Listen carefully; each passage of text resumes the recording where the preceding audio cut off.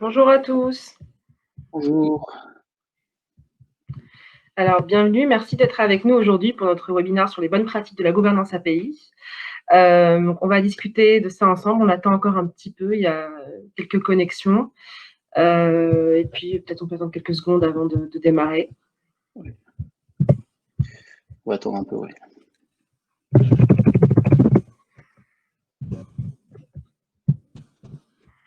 Alors, on voudrait avoir vraiment un échange, même si c'est court, un échange interactif. Donc, vous n'hésitez pas à poser des questions directement. Et en fait, on peut interrompre, poser une question, échanger si vous avez une remarque. Ou alors, il y aura aussi un temps pour les questions à la fin. On va aussi vous poser une ou deux fois des petites questions de sondage où vous pourrez répondre directement dans la fenêtre. Est-ce que tout le monde voit mon écran? Alors, je pense que oui. En tout cas, moi, je le vois. Très bien. Bon, ben, on va démarrer. Je ne veux pas attendre encore quelques minutes? Si, je veux bien. Quand tout le monde arrive. Si. Bonjour, merci pour ceux qui disent bonjour dans la petite fenêtre de chat.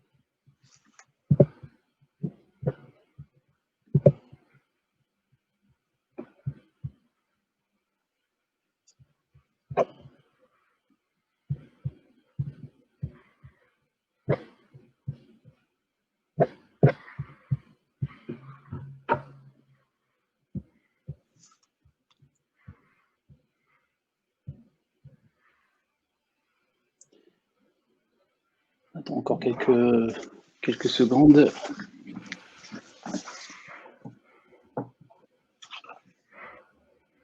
Merci d'être là, à vous tous. On est déjà plus de 30. On essaie, comme tout le monde, de maintenir, de pouvoir discuter, pouvoir échanger, continuer à apprendre, continuer à se rencontrer, malgré le fait qu'on est enfermé chez soi. Donc, c'est un plaisir d'échanger avec vous. Encore une fois, n'hésitez pas, quand vous aurez une remarque. On va se présenter rapidement. On va présenter Accetal. Ensuite, on va discuter des bonnes pratiques de la gouvernance API. Puis on va pouvoir échanger. Donc, surtout, n'hésitez pas pour les questions, que ce soit pendant ou à la fin. Donc, je me présente très rapidement. Je suis consultante à Accetal. J'enseigne aussi à Sciences Po Paris. Et je vais animer aujourd'hui, mais c'est surtout Ferhat qui va vous parler de son expérience. Je te laisse te présenter, Ferhat. Alors, bonjour à tous, Ferhat Barache, je suis cofondateur d'Accetal et je suis aussi architecte et expert API Management. Donc, j'accompagne des différents clients sur ces différents sujets depuis quelques années maintenant et j'ai pu intervenir chez des clients comme le Crédit Agricole, BNP, Monoprix, Orano et plein d'autres. Alors, très rapidement, on va vous dire qui on est. On est un cabinet indépendant de conseil et de réalisation aussi, surtout en IT, créé en 2018, 50% de croissance par an. Aujourd'hui, on est 15 et on recrute, donc n'hésitez pas, ceux qui sont intéressés, à aller voir les postes ouverts sur notre page LinkedIn. On a aussi un lab et on incube une start-up en RH Tech. Qu'est-ce que je peux vous dire d'autre? On a des valeurs fortes, c'est pour ça que je suis à Accetal aujourd'hui, de bienveillance, et c'est vrai, c'est pas qu'un mot, et c'est important. Et puis aussi, surtout, d'expertise, de formation. Donc, on se forme tous très régulièrement. On travaille sur 5 expertises: architecture SI, cloud DevOps, API management et son projet data intelligence. Et on va parler aujourd'hui, bien sûr, de l'API management en particulier. On a des partenariats avec des éditeurs, tout en étant indépendants, notamment pour l'API management, ceux que vous pouvez voir sur l'écran. D'ailleurs, je crois qu'il y a quelqu'un d'Axway qui est avec nous aujourd'hui. J'ai cru voir son nom. Et voilà, pour nous, rapidement, on a aussi d'autres partenaires avec d'autres éditeurs sur les autres technologies. Par exemple, on est en train de développer la data virtualisation, notamment avec Denodo. Voilà, 5 axes. On est une équipe jeune qui bosse pour pas mal de clients, notamment sur le, si tu peux aller à la suite.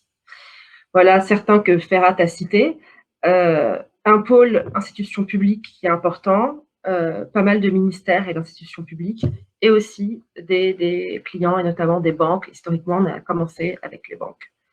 Voilà, on a accompagné la paysation au niveau de plusieurs clients banques, et c'est de cette expérience-là qu'on tire ce webinaire et ce qu'on va discuter aujourd'hui. Très bien. Alors, merci Asma. Donc pour aujourd'hui, on va commencer par une petite introduction aux API, puis on parlera des enjeux et on entrera dans les activités de gouvernance et des acteurs de cette dernière, et on finira par les différentes organisations pour avoir une gouvernance efficace et la nécessité de mettre en place une conduite du changement pour réussir son APIisation. Alors, pour commencer, c'est un petit rappel. Je pense que tout le monde connaît déjà les API, mais ça ne fait pas de mal d'avoir de se remettre un petit peu les idées en tête. Une API est une interface entre les ressources d'une entreprise, que ce soit des données ou des services, et des applications. Alors, ça peut être des applications internes en général, mais ça peut être aussi des applications externes, donc des partenaires ou tout simplement d'autres applications, surtout quand on est dans un contexte OpenAPI. Une petite précision plutôt, on va dire, technique. En fait, une API, ce n'est qu'une enveloppe, en fait. Et ce qui est important, c'est les ressources qu'elle expose. Donc, une API peut exposer à plusieurs ressources. Et pour chaque ressource, on va parler d'opérations, d'actions, en fait, sur cette ressource-là. Ça peut être des suppressions, des créations et plein d'autres actions qu'on pourra regarder de plus près si vous le souhaitez. Alors, pourquoi les API sont importantes? Je pense le meilleur moyen de voir l'importance de ces API, de prendre un exemple, et on va commencer aujourd'hui par l'exemple d'un acteur mondial en fait qui fait pas mal de bruit en ce moment, mais aujourd'hui on va surtout parler plutôt de son SI. Pourquoi aujourd'hui Amazon arrive à dominer les différents marchés qu'ils traitent, que ce soit du e-commerce ou du cloud? C'est parce que tout simplement, ils ont on va dire, ils ont fait des bons choix, notamment en termes d'API. Vous allez me dire que ce n'est pas que les API, effectivement, ce n'est pas le seul secret, hein, ça fait partie, c'est un élément parmi d'autres, mais c'est surtout ça qui a permis d'avoir un SI performant. Donc, comme on peut le voir sur cette note-là, en fait, dès 2002, Jeff Bezos a eu cette clairvoyance en disant tout le monde doit faire que des API. Le seul moyen d'échange interapplicatif autorisé chez Amazon, ce sont les API, et rien d'autre. Aucun autre moyen n'est autorisé. Il va même plus loin en disant toutes les API doivent être poncées pour être exposées à l'extérieur. Donc vous voyez tout de suite, en fait, dès 2002, il pensait déjà plus loin. C'est ce qui lui permet aujourd'hui d'avoir du cloud AWS. Vous connaissez tous, mais c'est ça aussi qui lui permet de gérer des partenaires sur la plateforme e-commerce d'Amazon. Et donc, vous voyez, en fait, à la fin, il finit par dire, attention, celui qui ne fait pas d'API, il est juste viré. Donc, vous voyez tout de suite, en fait, l'importance qu'il a donnée à ce sujet-là. Et c'est comme ça qu'aujourd'hui, Amazon arrive à vous livrer en 1 heure. Entre le moment où vous cliquez sur le panier, sur Amazon.fr ou .com, l'information circule en temps réel. Elle arrive rapidement chez le préparateur de commandes dans l'entrepôt d'Amazon ou même chez le partenaire, jusqu'au livreur qui vous livre dans l'heure. Tout ça, c'est parce que, en fait, ils ont eu cette intelligence de mettre des API qui permettent d'avoir un SI fluide et performant. Alors, heureusement que les API ne sont pas chasse gardée d'Amazon. beaucoup d'entreprises en font en fait depuis toujours, depuis longtemps, comme on le voit ici dès 2017. Selon une étude de Coleman Parks, il y a déjà 88% des entreprises donc interrogées qui disent faire déjà des API. Et selon une autre étude de Gartner de 2019, 66% des entreprises donc utilisent déjà une solution d'API management ou prévoient de le faire. Donc, vous voyez, donc déjà depuis un petit moment, les entreprises en général sont sensibilisées à ces sujets. On voit aussi aujourd'hui l'émergence d'un nouveau sujet qui est l'API Economy. Donc, pour ceux qui ne savent pas, aujourd'hui, l'API Economy, c'est un peu une nouvelle façon de faire du business. Là où avant, il fallait forcément avoir une application, avoir une plateforme web, une application mobile ou un objet pour vendre. Aujourd'hui, on peut vendre uniquement des API. Donc, ça devient un produit. L'API, c'est le produit, en fait. On prend par exemple Expedia qui tire 90% de ses revenus de son réseau d'affiliation à base d'API. Cela représente juste 2 milliards de dollars par an. Expedia n'est pas le seul exemple dans ce domaine-là. On peut aussi citer Google Maps qui a permis d'avoir des multinationales ou du moins des startups, mais qui sont devenues aujourd'hui, qui dominent le marché. Hein. Je pense notamment à Uber, qui n'aurait pas existé s'il n'y avait pas eu l'API de Google Maps. Je pense aussi à AWS et plein d'autres exemples, comme on peut le voir ici, Stripe, Paylib et MongoPay, PayPal, etc., etc. Alors, donc on va, avant d'aller plus loin, je laisse la main à Asma pour un petit sondage. Alors, donc, petite question. Je crois que vous avez un truc qui est apparu, un petit point rouge, je crois, qui est apparu dans votre onglet sondage, pour qu'on sache qui parmi vous a déjà mis en place dans sa structure, dans son entreprise, son organisation, qui est dans enfin, là où vous êtes, est-ce qu'il y a déjà une solution d'API management? Donc voilà, n'hésitez pas à cliquer la réponse. On voit qu'il y a pour l'instant pas mal de projets en cours de déploiement. Effectivement, ça peut être long, ces projets. Allez, si on peut tous cliquer, comme ça, on va voir en direct, on voit les courbes bouger et on va pouvoir voir qu'est-ce qui se dégage le plus fortement de notre petit groupe. Est-ce qu'il y a encore des gens qui ont des problèmes de son? Je crois avoir compris qu'il y a une option pour activer le son, en fait. Est-ce que c'est bon pour tout le monde? Il y avait 2 personnes qui n'avaient pas de son. Que je ne vois pas le bouton. N'hésitez pas à vérifier si c'est votre navigateur, à changer de navigateur. Parce que étant du côté de l'animation, je n'ai pas la même interface. Donc je ne peux pas vous dire tout de suite où est l'option.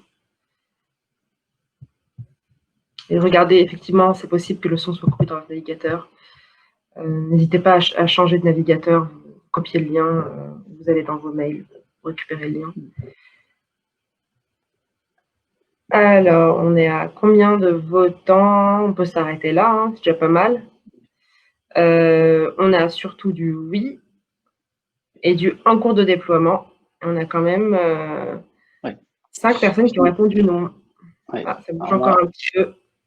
On va attendre encore quelques secondes. Je pense qu'il y a une tendance qui se dégage, c'est qu'il y a déjà un peu plus de 35% de oui, donc d'entreprises qui ont déjà la solution d'API management.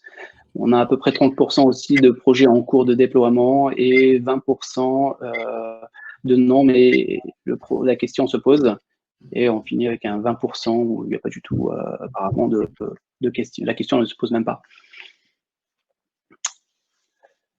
Très bien. Merci à tous pour vos réponses. Je vous propose de commencer, de reprendre et donc de regarder tout de suite les enjeux des API. Alors, les enjeux des API, aujourd'hui, quand on met en place des API, c'est surtout parce qu'elles répondent à plusieurs enjeux. Le premier, c'est celui de l'agilité du SI. Donc, en exposant des API en fait avec des ressources plutôt réutilisables sous forme de briques, Ça aussi, ça se travaille, hein, c'est pas des API dans l'absolu, c'est pas automatique. Mais par contre, quand il y a une bonne gouvernance en place, on peut avoir des ressources réutilisables presque à l'infini, et c'est ça qui permet d'avoir donc un SI agile. Elles permettent aussi de répondre au sujet aujourd'hui qu'on voit et qui intéresse quasiment toutes les entreprises, celui du multicanal. Donc avec les API, on peut répondre à des besoins du mobile, de l'IoT, des montres intelligentes, du multi-cloud aussi. Donc avec des API, on a vraiment une solution pour gérer l'ensemble de ces canaux. Ça permet aussi d'avoir un SI simple et avec donc des standards, des normes, et qui facilite donc les échanges entre les applicatifs, et de faciliter les intégrations. C'est un élément assez important. J'ai donné tout à l'heure l'exemple d'Amazon. Quand on a une chaîne qui peut être complexe, ces API, elles permettent donc d'intégrer ces différents composants assez facilement, et c'est pas négligeable.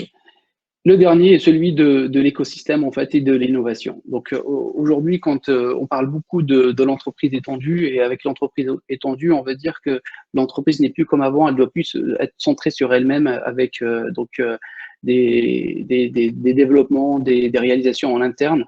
L'entreprise doit échanger avec son écosystème. Donc soit en utilisant des API, des services déjà disponibles, déjà proposés par les partenaires, l'écosystème en général, pour aller plus vite dans la réalisation par exemple, dans la réalisation des projets.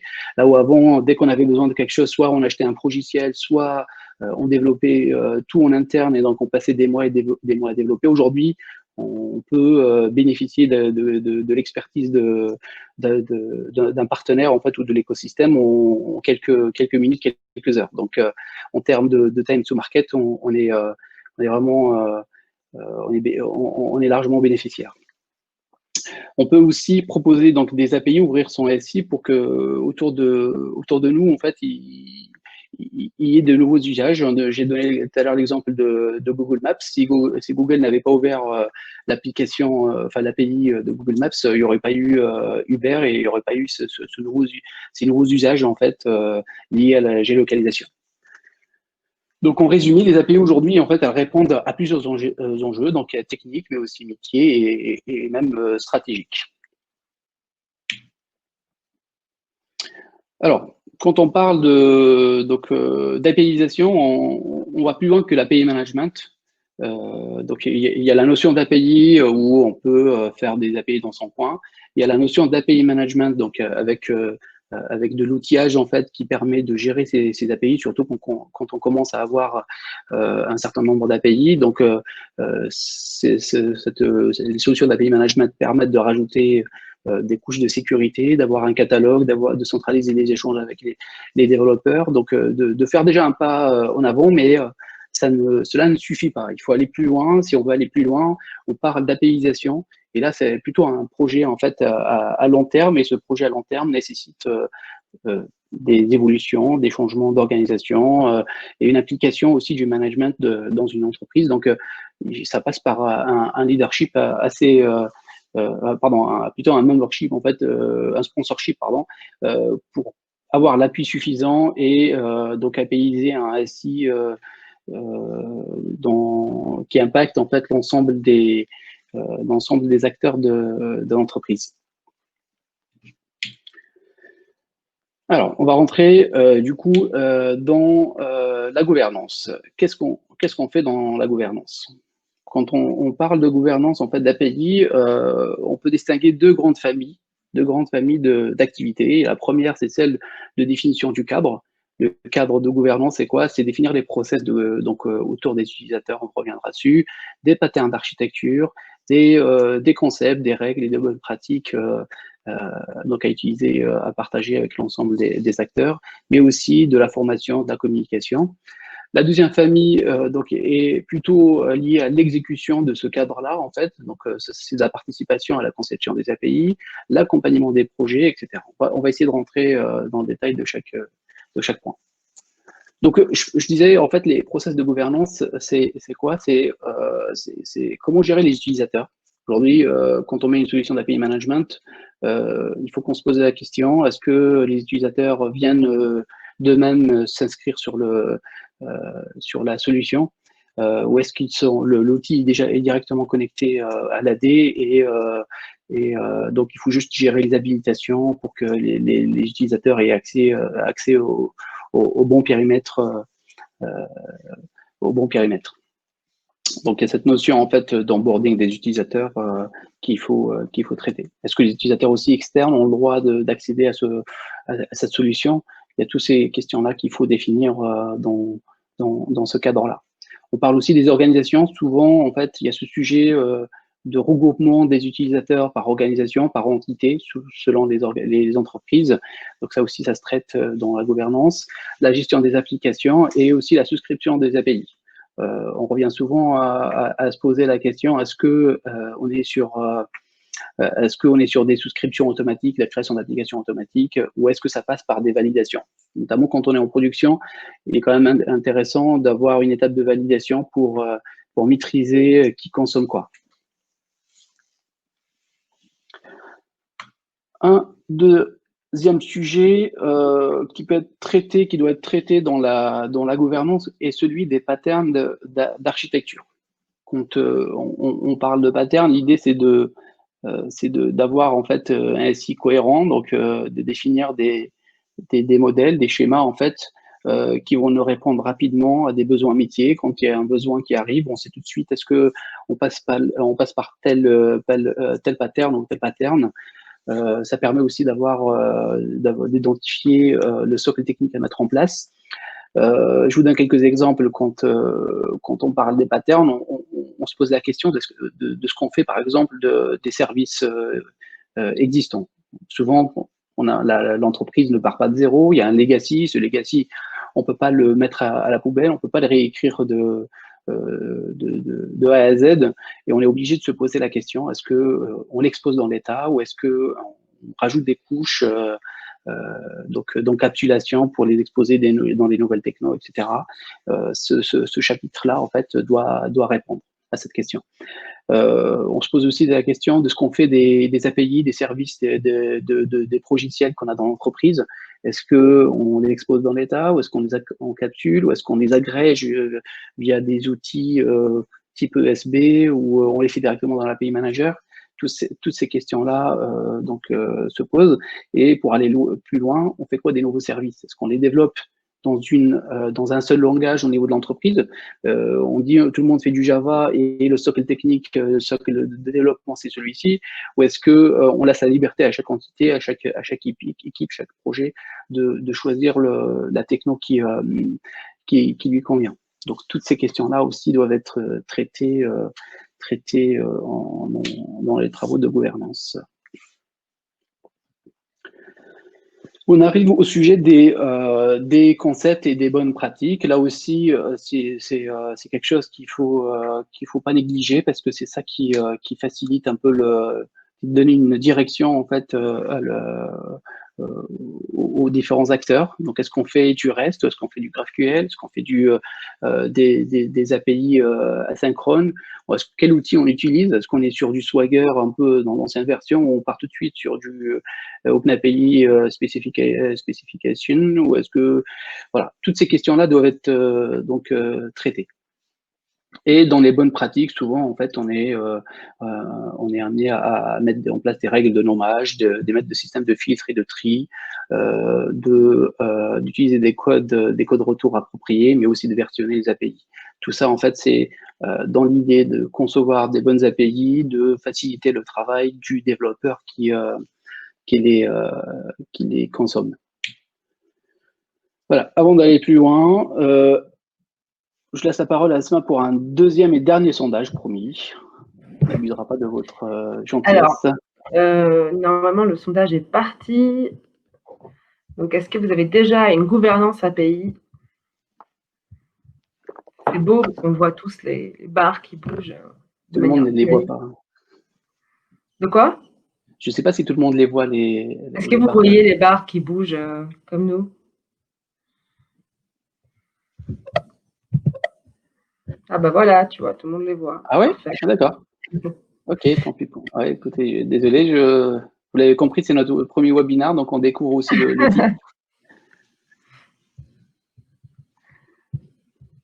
Alors quand même, beaucoup de non mais en réflexion et pas mal de oui. Faut pas hésiter à dire non, hein, honnêtement. Et surtout, si vous avez des questions, vous n'hésitez pas. On peut aussi vous passer la main, les poser directement en vraie parole, quoi, qu'on s'entende. Ça fait plaisir.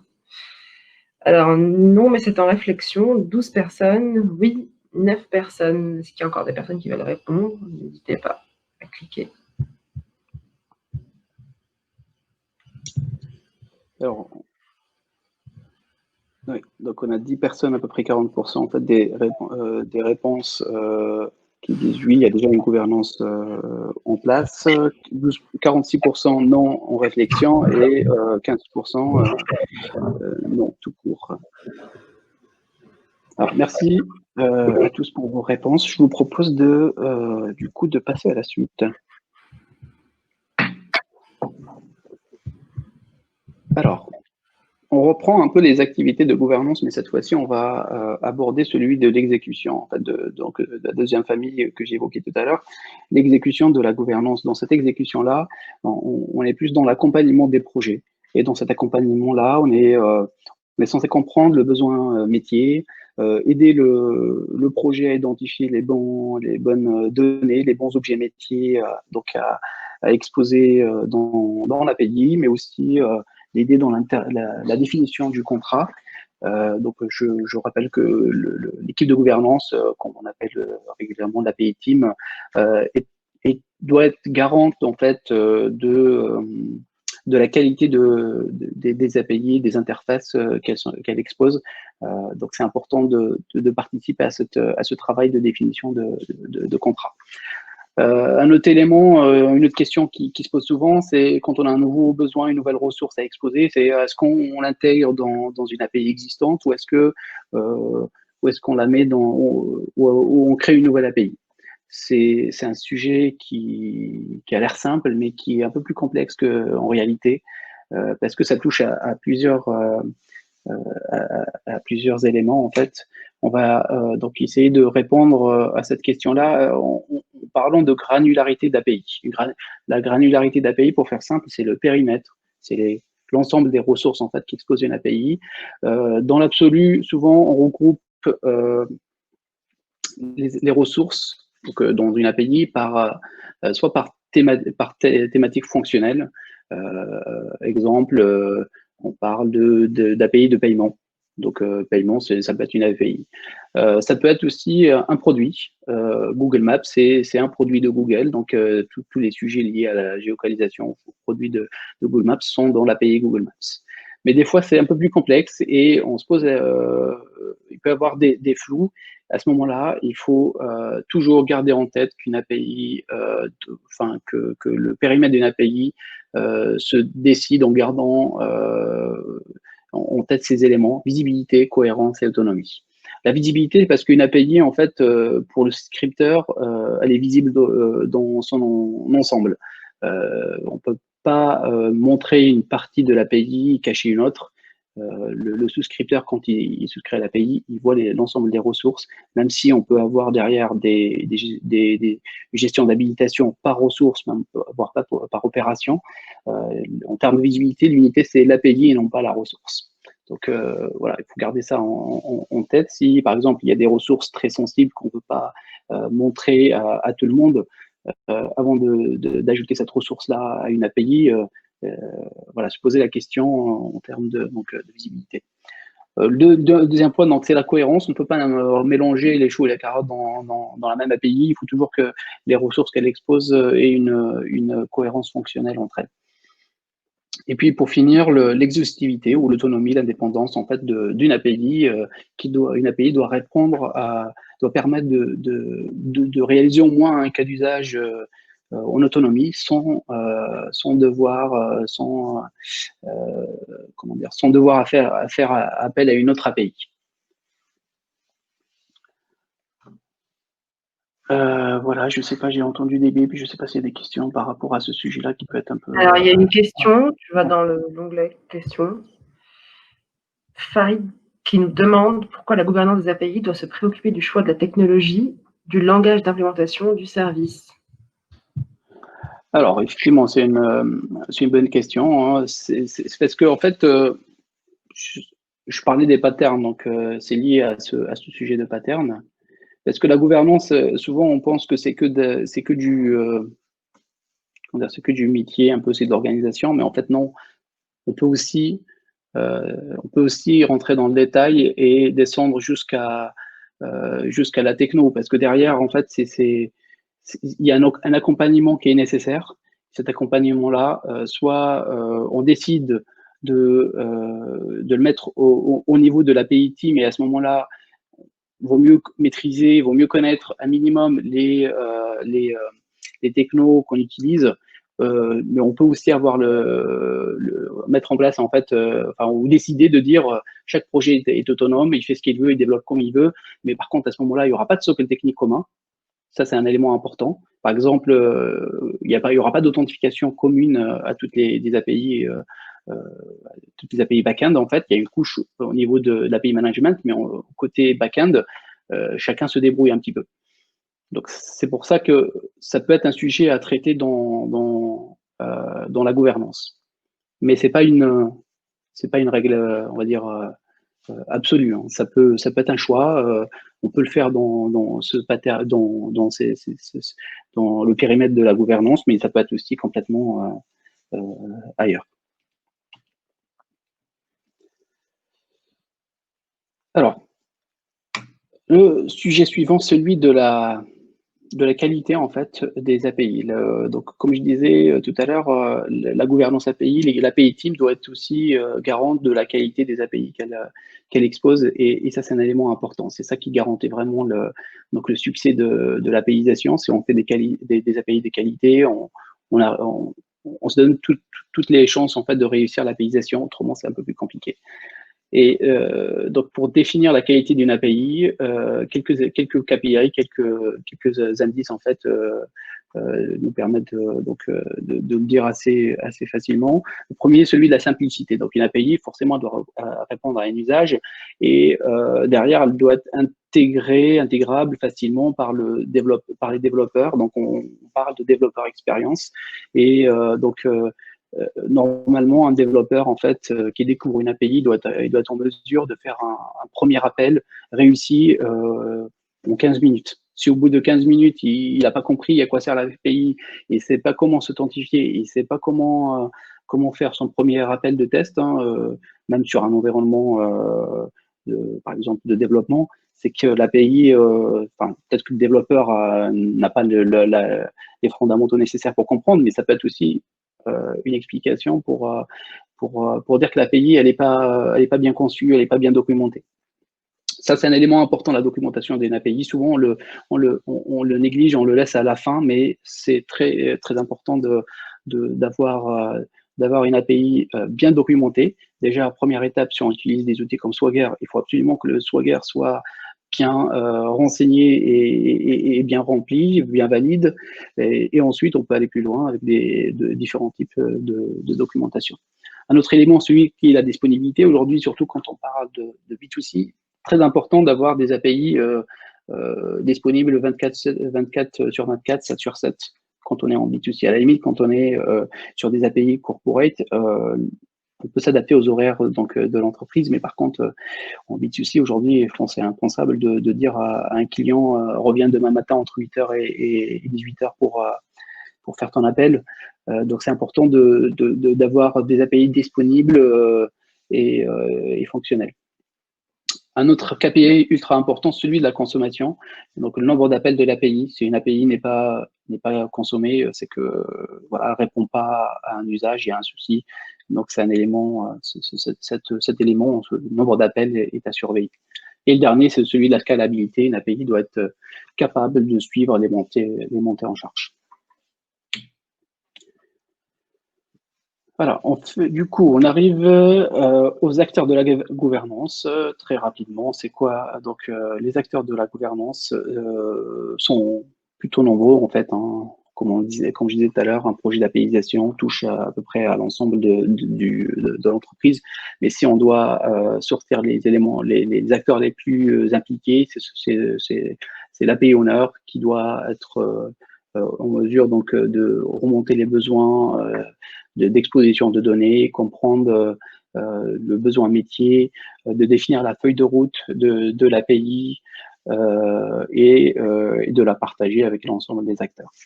L'analyse développeur, lui, est plutôt là pour donc déjà comprendre le besoin métier et aussi de le développer, de le mettre en place et d'exposer les API. Les architectes fonctionnels ou les architectes d'entreprise ont un rôle important à jouer. Donc, ils participent à cette compréhension de besoins, mais aussi à l'identification des données, des objets métiers à associer aux différentes API. Ils participent aussi à la cartographie du patrimoine API. Quand on est surtout dans un grand groupe, c'est important d'avoir des idées claires sur ce qu'on a, sur ce qu'on expose, sur ce qu'on comment dire, sur ce qu'on a et ce qu'on peut améliorer.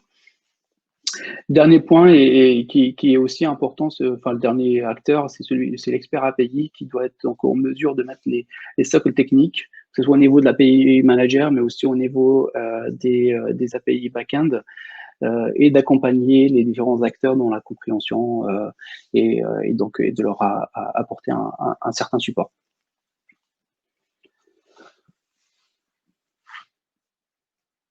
Est-ce qu'il y a, du coup, je regarde si... Ok. On a 2 questions. Oui, dis-moi. Lesquelles? Je ne les vois pas, excuse-moi. Alors, c'est dans l'onglet questions, d'accord. Pas dans le chat.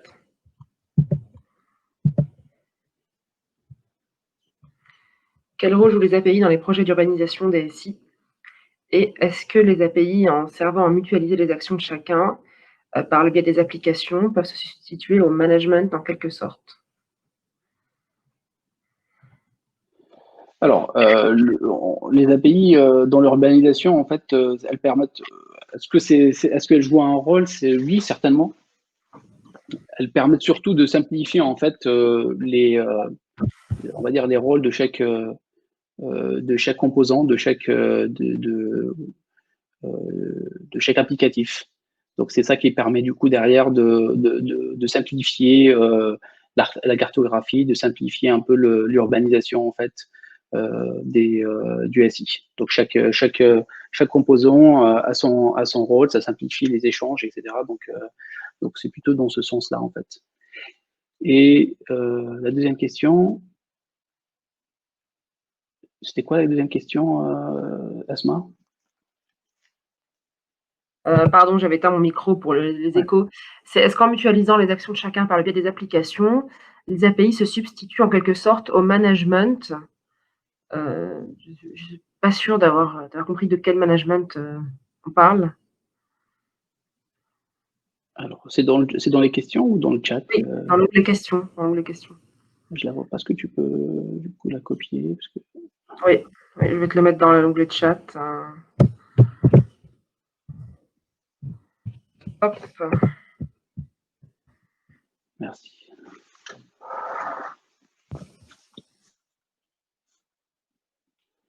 Non, alors pas du tout. Elle ne substitue pas du tout au management. Hein, c'est complètement différent. Elle ne mutualise pas. En fait, on mutualise pas les actions de chacun. C'est juste, on expose un peu les données, les services un peu différemment. Mais en aucun cas on substitue au management. C'est des éléments complètement différents. Je suis pas sûr de bien comprendre la question, mais si on la précise, on pourra essayer d'y répondre. Il vient de préciser, les API peuvent se substituer à une organisation et donc au management. D'une autre manière, les API font communiquer des SI entre eux, mais ça ne pourra pas empêcher, enfin, il faut quand même que les personnes communiquent. Si on parle du management humain, est-ce que En fait, je vais essayer de répondre autrement, parce que du coup, la différence entre les API et ce qu'on connaissait avant, c'est qu'avant, on avait moins la maîtrise en fait sur les échanges. Plusieurs fois, on a vu en fait avec des services SOA, avec des services un peu à l'ancienne, chacun, comment dire, on donnait, quand on avait besoin de consommer un service existant, on appelait la bonne équipe, on nous donnait l'URL on consommait en fait. Si j'ai même participé, enfin j'ai même vu un cas réel en fait chez un client bancaire où une application s'est amusée à attaquer depuis sa recette directement la production en lançant des milliers d'appels et elle a juste mis à terre toute l'application en production. Ce genre de situation ne peut pas s'appliquer avec, enfin, en tout cas, est limité. On a moins de moyens de faire ce genre d'action parce que du coup, la consommation des API, l'inscription, les credentials, tout ça est contrôlé avec une solution d'API management. Donc, la nouveauté des API, c'est qu'on a des outils, surtout avec l'API management, on a des outils nécessaires pour maîtriser en fait les consommateurs et la consommation. Alors, je vois Jimmy qui nous dit Farid parle peut-être de modélisation de workflow via des API. Peut-être. Ouais. Non, les API ne permettent pas du tout de substituer au management humain. C'est l'API management permet juste d'avoir les outils nécessaires. C'est tout. Bien sûr, on peut aller plus loin parce qu'on rajoute des contrôles. Ce que je disais tout à l'heure, si tu veux par exemple que ta production ne soit pas bombardée, tu peux dire j'accepte 5 requêtes par seconde, j'accepte 1000 requêtes par heure et celui qui vient lancer 10 000 appels comme ça d'un coup, et ben, il peut être freiné par les outils. Donc, quelque part, ça te sécurise un petit peu ton application.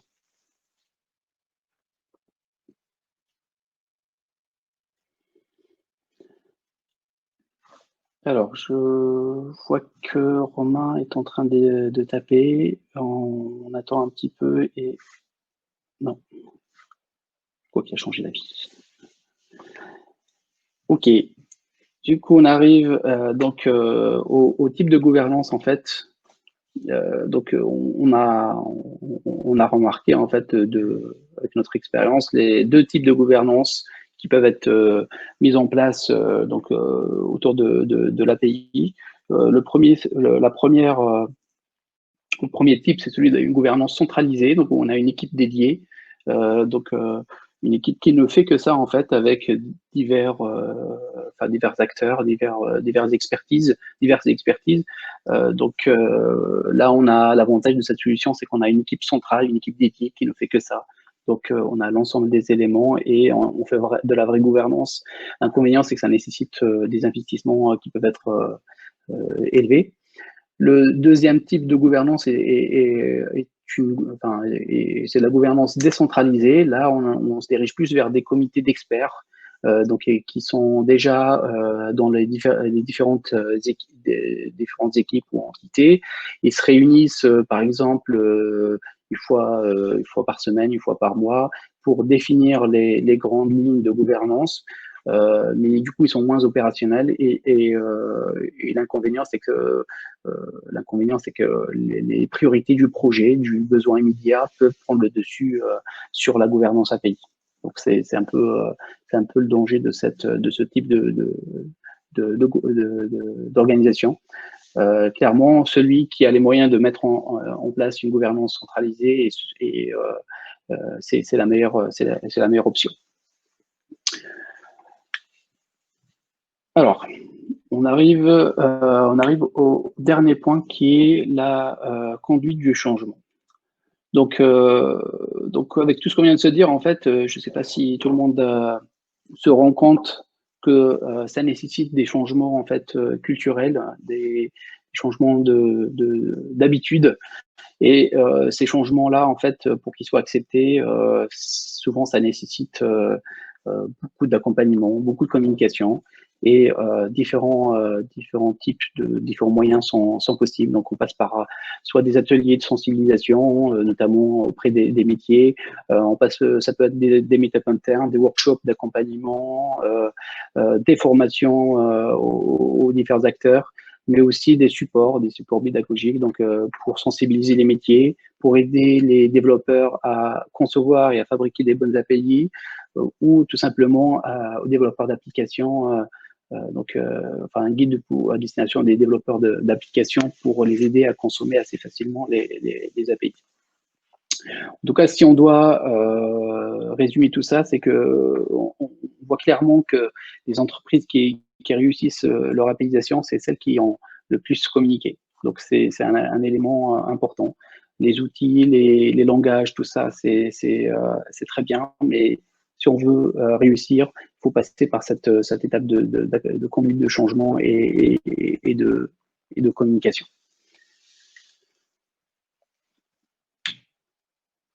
Voilà, on arrive à la fin de cette présentation. Est-ce que vous avez des questions? Alors, ce qui est marrant, c'est que tu termines sur la conduite du changement et ça reprend la question qu'on avait juste avant avec Farid qui disait est-ce que ça peut remplacer le management humain? C'est presque l'inverse en fait, hein, puisque ouais, c'est un vrai changement et le changement doit être accompagné par un management du changement pour que ça réussisse. Tout à fait. Ceux qui ont dit qu'ils avaient déjà une gouvernance, est-ce que ça vous a parlé est-ce que ça vous a parlé ce qui a été dit? Est-ce que c'est comme ça chez vous? Alors, on peut s'arrêter maintenant, hein, c'est officiellement, on devait s'arrêter tout de suite, mais on peut prendre aussi 2 minutes. Alors, une question, quid de la sécurisation des API? Est-ce que c'est adressé via un logiciel d'API management ou est-ce qu'on peut faire sans? Alors, effectivement, c'est une bonne question. La sécurité est même l'un des sujets les plus consommateurs en termes de temps et d'énergie. Ils peuvent être traités à deux niveaux. Le premier, c'est celui de l'API management, de la solution en fait. Une solution d'API management apporte cette couche de sécurisation, c'est très important. Et encore, même là-dedans, en fait, il y a souvent des questions qui se posent, comment l'intégrer au SI, etc. Mais ça peut être aussi abordé dans la deuxième partie qui est la gouvernance. Je parlais tout à l'heure des socles techniques ou des langages de programmation en fait pour définir les choix technologiques. Là aussi, ça peut être il y a un sujet de sécurité. Une fois on a passer la couche d'API management où il y a des vérifications, il y a bien le bon token ou la bonne habilitation. Il faut passer l'information au back-end et le back-end doit absolument faire les contrôles nécessaires pour assurer la sécurité. Donc c'est à peu près à tous les niveaux en fait. Effectivement, Romain dit la sécurité d'une API est aussi en premier lieu un bon design. Tout à fait. Tout à fait. On parle de sécurité by design, c'est aussi un élément à prendre en compte. C'est des éléments assez basiques en fait. Quand on fait une API, on expose uniquement ce qui est nécessaire, on ne va pas plus loin. On prend en compte aussi la gestion par exemple des scopes quand on design une API. Donc c'est des éléments à prendre en compte dès le début de la conception d'une API. Et je suis d'accord avec Romain qui dit qu'il faut une stratégie claire de la part du DSI comme point de départ. Donc si effectivement si le DSI est impliqué, ça ne peut qu'être un bon point et c'est sûr qu'une stratégie claire ne peut que accélérer les choses. Et c'est ce que je disais tout à l'heure, hein, il faut un sponsorship si on n'a pas l'appui nécessaire de la hiérarchie pour un projet d'APIisation, c'est clair qu'on ne se donne pas les moyens d'y arriver. Alors, on a une question. À quoi ressemble typiquement un projet de changement conduit par Accetal? Est-ce que vous voulez dire par rapport à l'APIisation, bien sûr, ou en général? je pensais par rapport à l'APIisation. Alors, je vais donner un projet d'APIisation et qui aussi du coup qui nécessite un peu de changement de conduite du changement. Donc chez un acteur de l'énergie, on est intervenu pour mettre en place déjà pour choisir la solution. On a fait ça il y a 2 ans à peu près. C'était un peu lent. Et récemment, sur 2020, on est intervenu pour mettre en place le socle technique, le déploiement de la solution, le socle technique, et puis la définition de la gouvernance. Une bonne partie de ce qu'on vient de se dire là, on l'a évidemment abordé chez ce client et on l'a mis en place. Et on a accompagné donc dans la sensibilisation métier, et puis tout le reste c'est en cours de mise en place, avec notamment la rédaction des différents guides, des formations pour les développeurs, etc.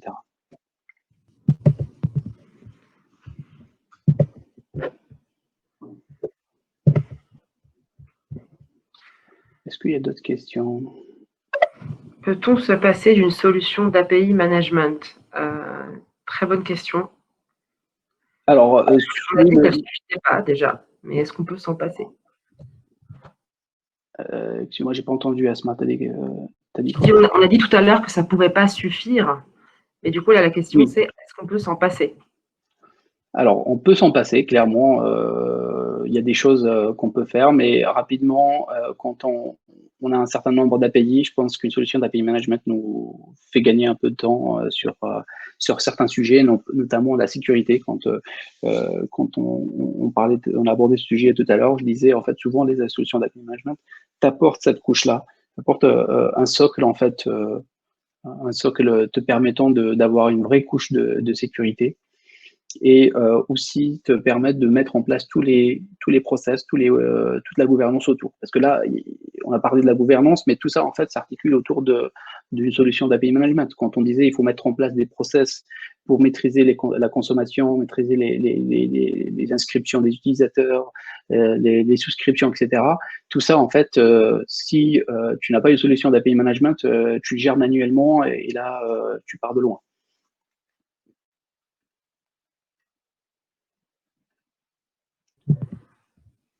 Est-ce qu'il y a d'autres questions? N'hésitez pas à nous dire aussi si ça vous a parlé par rapport à ceux qui ont des règles de gouvernance, peut-être qui y participent eux-mêmes. Quels sont les gains en temps et donc en argent en adoptant une stratégie APIisation? Voilà. Grande question. Alors là, je reviens du coup aux enjeux. Quand je disais, on augmente l'agilité du SI, on répond en multicanal, et on simplifie l'architecture. Effectivement, là, on ne parle pas d'argent, mais quand tu simplifies ton architecture et tu obtiens un SI agile, tu réduis ton time to market. Là où il faut, par exemple, 1 an pour développer une nouvelle solution, si tu réutilises une API existante ou tu la modifies un minimum, ta nouvelle solution peut être prête en 6 mois au lieu d'1 an. Donc là, tout de suite, tu gagnes énormément de temps et d'argent. Et puis, ça évite aussi de ce qu'on appelle la dette technique. Donc, aujourd'hui, si tu as des API, tu gardes une agilité, une flexibilité, et puis, ça t'évite d'avoir des solutions il y a quelques années, dizaines d'années. Et puis, Farid qui pose la question, j'ai parlé tout à l'heure d'Amazon, voilà, c'est un bon exemple pour gagner de l'argent. Si tu es un SI performant, tu as ce qu'il faut pour ensuite réussir ton business. Alors, quels sont les prérequis, compétences, maturité, process ou autres nécessaires avant de se lancer dans l'APIisation? C'est une bonne question. C'est une bonne question. Est-ce qu'il y a des prérequis? Je pense que non. Il faut le faire étape par étape. Il faut être déjà il faut être sensibilisé à ce sujet-là, comprendre que il y a des vrais enjeux, ça peut te faire gagner pas mal de choses.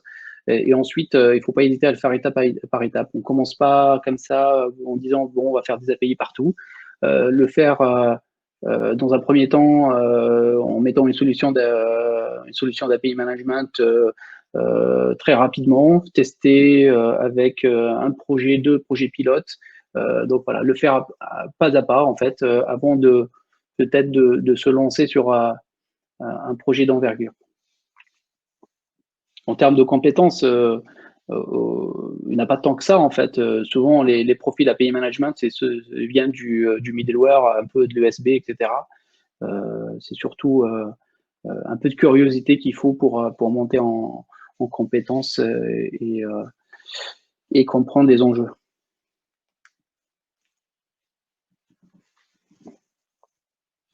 Si vous avez d'autres questions, n'hésitez pas, ou même remarques. En tout cas, beaucoup de questions, ça fait plaisir. Oui.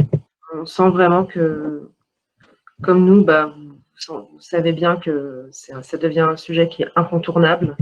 Et par rapport à la question tout à l'heure sur ce que ça peut amener, il y a des boîtes entières qui se créent sur, c'est ce que tu disais tout à l'heure, Farah, qui se sont créées sur un projet API. Certaines valorisées à des milliards. Tu parlais de Stripe, par exemple, ou la réglementation européenne qui a obligé les banques à faire des API ouvertes et qui, en fait, a créé tout un nouveau marché, en fait, cette application de gestion. On parle d'open banking, ouais. On parle d'open banking, pardon. Donc, il y a cette norme DSP2 qui a ouvert un peu la voie, qui oblige, entre autres, il y a plein d'autres éléments, mais au moins une API, oblige les banques à avoir une API exposée aux tiers de paiement et les autres acteurs, au fintech en général. Mais du coup, ça ouvre en fait un champ à plein d'usages pour avoir donc par exemple, tout le monde connaît les API, les applications d'agrégation de comptes. Souvent, en fait, aujourd'hui, elles doivent passer par des API et proposent des virements, proposent même l'obtention de crédit en quasi temps réel. Donc, il y a d'énormes nouveaux sujets en fait qui sont du coup ouverts grâce aux API. Alors, question, quel est le problème le plus important que nous avons rencontré sur une APIisation de SI? Tu en vois pas mal. Alors, j'avais de tête, j'avais énuméré les 6 problèmes, en fait, 6 difficultés qu'on rencontre souvent. Déjà, le premier sujet, pour beaucoup, l'API, c'est un sujet technique. Et ça, c'est une erreur importante. Là, comme vous voyez sur ce slide-là, on parle d'Expedia qui tire 90% de ses revenus des API. On ne peut pas dire qu'une API est un sujet technique. Ça, c'est le premier point. Le deuxième, c'est lié à ce changement de culture. En fait, souvent, on change les habitudes. On se pose des questions de responsabilité aussi d'une API. Comme je disais, une API, c'est une enveloppe de ressources. Et cette enveloppe-là, elle peut avoir une ressource de l'équipe A, une ressource de l'équipe B.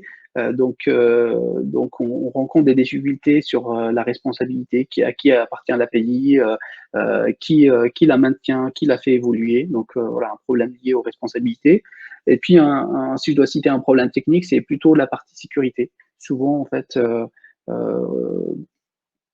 on a du mal à comprendre, notamment quand on parle des protocoles OAuth2, OpenID Connect. Ça a du mal à passer. C'est le sujet qui pose plus de problèmes auprès des développeurs. Et donc, c'est là qu'il y a besoin d'un accompagnement au quotidien. En question, les API font-elles appel à la data? C'est quasiment que ça, en fait. C'est quasiment que ça. Si on revient sur la définition, une API, elle expose des données et des services. Donc, des données, ça peut être la liste des opérations sur un compte bancaire. Voilà, on est sur la donnée. Ça peut être la liste des clients ou la liste par exemple, des produits ou des commandes. Tout ça, c'est de la donnée, en fait. Donc, aujourd'hui, dès qu'on parle de data, on parle aussi d'API.